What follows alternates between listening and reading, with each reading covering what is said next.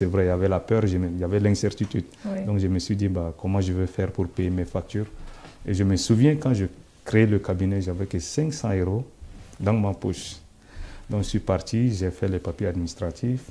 Après le premier mois, j'avais qu'un seul petit contrat. Donc deuxième mois, j'avais deux. Au niveau du troisième mois, tout a explosé. Et qu'est-ce qui a fait le déclic? Qu'est-ce qui a fait que ça a explosé? Bah, souvent, quand je travaillais avec des clients, ils me disaient, quand je les donnais les projets, j'ai publié un projet, je me rendais compte que je recevais 10. Donc les clients ne se connaissent pas, mais ils avaient presque un même langage en me disant, mais quand on voit ce que tu fais, tu es vraiment passionné et on sent que tu mets de l'âme dans ce que tu fais. Et c'est comme ça que j'ai commencé à avoir une grande clientèle aux États-Unis, au Canada, en France et un peu partout. Je fais même parfois des projets en Asie aussi. Ah oui. Ouais. C'est bien ça. Et là, on parle du côté développement, vraiment du beau côté de ton cabinet. D'accord. Mais je crois qu'il y a quand même l'envers du décor. C'est quoi les difficultés auxquelles tu as dû faire face quand même pour en arriver jusque-là? Bon, les toutes premières difficultés étaient que 99% des clients avec qui je travaille, on ne se connaît pas, on ne s'est jamais vu, ni en personne interposée. Donc, c'était un peu difficile pour les convaincre.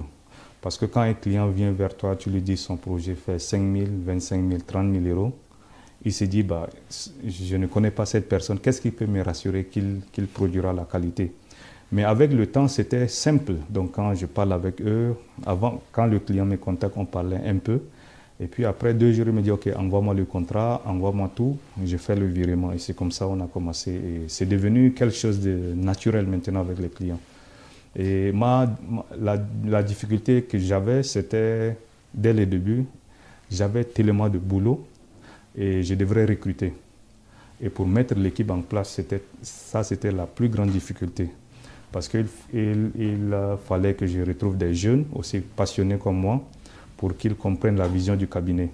Et c'est ce que j'ai pu faire après 8 mois. J'ai pu avoir une équipe autour de moi. Et puis certaines tâches, j'ai commencé à déléguer. Et c'est comme ça que le cabinet a commencé. Très très bien. C'est bien beau tout ça. Mais du coup, c'est quoi ta vision de l'architecture en tant que telle? Bon, moi, je pense que tout être humain est architecte parce que... Moi, je te garantis que non. Non, mais parce que moi, je ne sais même pas dessiner, non, pour mais te dire. je pense que l'architecture, ça ne se résume pas juste au niveau du dessin. Je pense que tout être humain, dans son instinct de survie, veut avoir un toit pour dormir. Vrai. Donc, quand on devient architecte, c'est parce qu'il y a des grands projets complexes qui demandent la technologie et la maîtrise des matériaux d'ouvrage. C'est la raison pour laquelle on va dans les écoles d'architecture, on apprend ces principes, la sécurité, l'incendie et tout ça, et on devient architecte.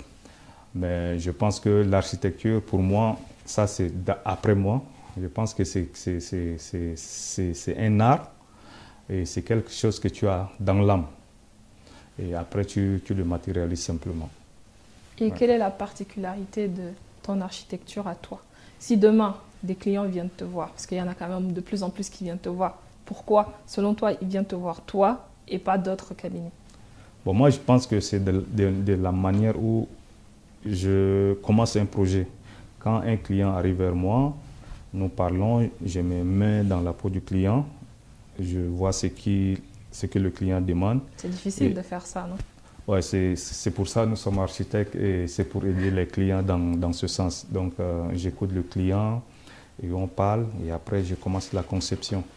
Et d'habitude, moi, ma manière de concevoir, elle est très linéaire. Donc, j'utilise juste les lignes simples, donc pas les trucs un peu, les façades un peu surchargées. Donc, tout est simple et minimaliste. Et c'est ce qui pousse les clients à voir mes travaux et ils se disent que j'ai la touche africaine et j'ai la touche européenne parce que de par ma formation, j'ai les deux formations des deux continents et ça fait un plus dans ce que je fais. Quel est le plus gros projet que tu as eu à faire? Bon, j'ai eu à faire assez de gros projets à l'époque, mais ce n'était pas au nom du cabinet, mais c'était au nom des autres cabinets parce que je travaillais avec les autres. Mais actuellement, je suis sur deux gros projets, un qui sera au niveau de Pointe-Noire et un au Sénégal. C'est des projets sur des hectares. Donc, c'est des projets immobiliers un peu complexes.